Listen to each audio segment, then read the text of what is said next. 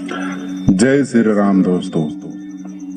मैंने और मेरे फ्रेंड शशि ने भानगढ़ की कई कहानियां सुनी हैं और लोगों के मुताबिक भानगढ़ इंडिया की सबसे 10 हॉन्टेड जगह में से एक है और वहां सूरज ढलने के बाद किसी का भी अंदर जाना कानूनन मना है। राज और शशि रणथंभौर से जयपुर की ओर आ रहे थे। वो कुछ दूर गए ही थे कि रास्ते में एक बोर्ड दिखा। उस बोर्ड पर लिखा हुआ था कि भानगढ़ 28 किलोमीटर। तभी पीछे बैठे विष्णु ने कहा, मैंने सुना है कि भानगढ़ हॉन्टेड जगह है और वहाँ रात होने के बाद कोई भी अंदर नहीं जाता। क्या ये बात सच है कि वहाँ पर भूत और प्रेत रहते हैं? और वहाँ जाने की जिद करने लगा। राज ने मना कर दिया, लेकिन विष्णु ने कहा कि हम किले के ज्यादा अंदर तक नहीं जाएंगे। राज मान गया और गाड़ी को वापस भानगढ़ की ओर ले जाने लगा। करीब 1.5 घंटे बाद वो वहां पर पहुंचे। अब रात के करीब 8 बज चुके थे। उन्होंने देखा कि किला बहुत ही डरावनी दिख रही है और आसपास की दीवारें भी टूटी हुई हैं। तो वो किले के अंदर जा ही रहे थे कि तभी किसी की सीटी की आवाज आई और एक गार्ड वहां पर आया और उन्हें अंदर जाने से मना करने लगा। उस गार्ड ने बताया कि बहुत सालों पहले इस किले में रानी रत्नावती रहती थी, जिसकी खूबसूरती की चर्चा दूर दूर तक की जाती थी। किले के पास में ही एक सिन्हई नाम का तांत्रिक रहता था, जो राजकुमारी की सुंदरता पर मंत्रमुग्ध हो गया था और किसी भी कीमत पर उसे पाना चाहता था। राजकुमारी अपने दोस्तों के साथ इत्र खरीदने के लिए निकली। उस तांत्रिक ने ये देखा और काले जादू की मदद से में ऐसा कुछ मिलाया जिसे लगाते ही राजकुमारी उसकी वश में हो जाती। किसी नगरवासी को इसकी भनक लग गई और उन्होंने जाके राजकुमारी को यह सब बता दिया। तो ही राजकुमारी ने इत्र की बोतल महल से बाहर फेंक दी और वो जाके पत्थर के ऊपर गिरी। काले जादू के कारण पत्थर तांत्रिक की ओर आकर्षित हुई और उसे कुचल दिया। अपने आखिरी सांसें लेते हुए उस तांत्रिक ने कहा, भानगढ़ अब कभी सुखी नहीं रहेगा और यहाँ जो भी वास करेगा वो मारा जाएगा, और ये श्राप दिया। कुछ दिनों बाद ही मुगलों ने भानगढ़ पर कब्जा कर लिया कि रत्नावती को उन्हीं के कमरे में घुसकर मार दिया। उस लड़ाई में मुगलों ने कई लोगों के घर और इज्जत लूट के जाने ले ली थी और कई बच्चों को अनाथ बना दिया था।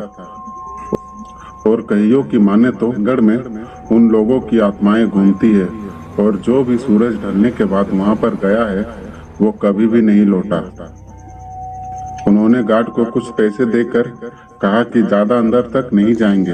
अंदर जाते ही उन्हें ऐसा लगा कि जैसे कि हवा रुक गई हो और धीरे धीरे आगे जाने लगे। तभी उन्हें ऐसा लगा कि कोई पीछे से गुजरा। उन्होंने पलट कर देखा तो कोई भी वहां पर नहीं था। ये देखकर शशि वहां से भाग गया और विष्णु धीरे धीरे आगे की ओर जाने लगा। तभी किसी के हंसने की आवाज आई। ये सुनते ही वो दोनों जल्दी से वहां से बाहर की ओर भागने लगे और कार में जाकर बैठ गए और कार को स्टार्ट करने लगे, लेकिन कार स्टार्ट होने का नाम ही नहीं ले रही थी। तभी एक आवाज आई, वो थैला मुझे दे दो, वरना यहाँ से कोई नहीं जा पाएगा। उन्होंने वो थैला बाहर की ओर फेंक दिया और वहां से जैसे तैसे निकल गए। राज और शशि ने पूछा कि उस थैले में क्या था। विष्णु ने बताया कि थैले में मैंने घर वालों के लिए कुछ मिठाइयां लेके रखी थी और उनके लिए ही घर लेके जा रहा था। जय श्री राम दोस्तों। राहुल एक टिकट कलेक्टर था और उसकी पोस्टिंग बंगाल के एक छोटे से इलाके में बनी रेलवे स्टेशन में हुई थी। रात का समय था और राहुल एक ऑटो में बैठकर पहली बार वहां जा रहा था। राहुल वहां पर पहुंचा ही था कि उस ऑटो वाले ने हड़बड़ाते हुए राहुल से पैसे मांगने लगा। जल्दी करो साहब, जल्दी करो, मुझे जाना है। राहुल ने जैसे ही उसे पैसे दिए उस ऑटो वाले ने खूब तेजी से वहां से चला गया।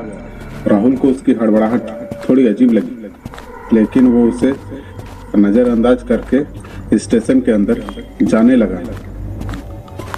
उसने देखा कि स्टेशन में एक रेलवे क्वार्टर था और एक छोटा सा टिकट काउंटर बना हुआ था।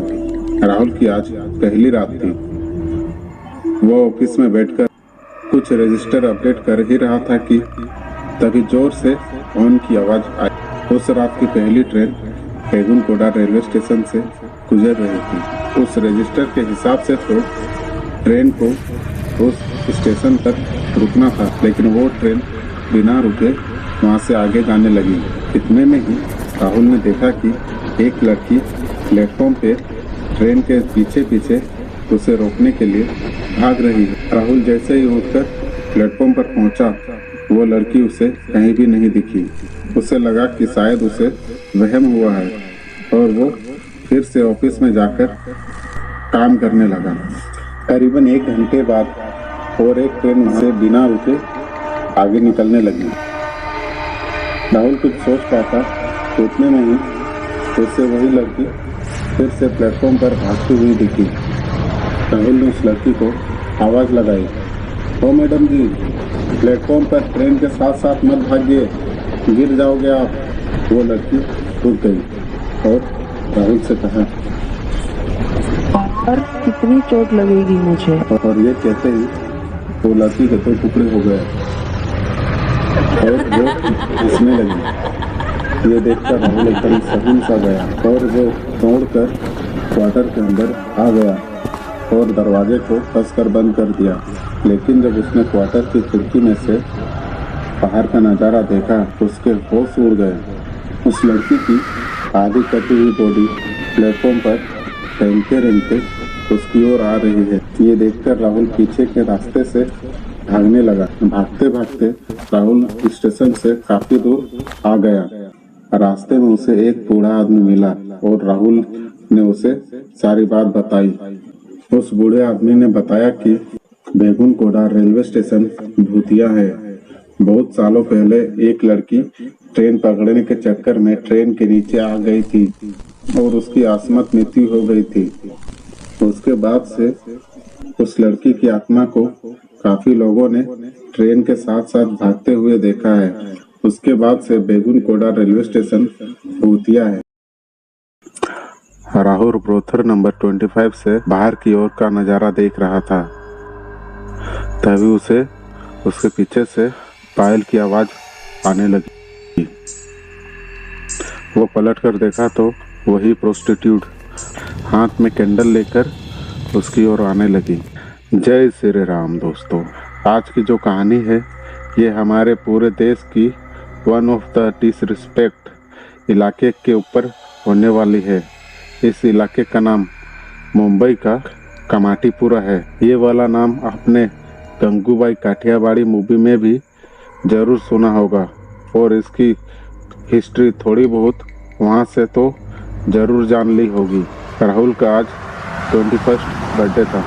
राहुल के कुछ दोस्त ने मिलकर राहुल को एक प्रोस्टिट्यूट गिफ्ट किया था और वो कमाटीपुरा की ओर जा रहा था। शाम के करीब 6 बजे होंगे। जोर की बिजली कड़की और बारिश होने लगी।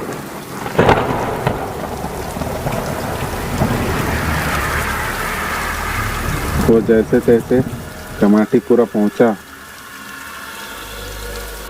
राहुल अपना ब्रोथर नंबर देखने लगा। उसने देखा कि उसे ब्रोथर नंबर 25 मिला हुआ है, जो कि वही सबसे हॉन्टेड जगह है। पूरे कमाटीपुरा में इतनी हॉन्टेड जगह नहीं है जितनी कि वो जगह है। कोई भी वहाँ जाना पसंद नहीं करता।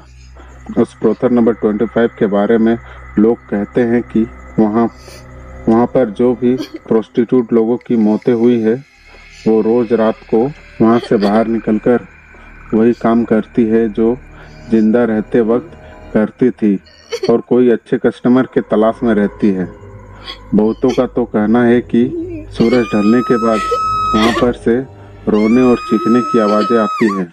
राहुल और वो प्रोस्टिट्यूट उस ब्रोथर नंबर 25 की ओर जाने लगे। अब रात के करीब 9 बज चुके थे। रूम के अंदर उन्होंने देखा कि एक बेड और एक टीवी और कुछ किताबें रखी हुई है।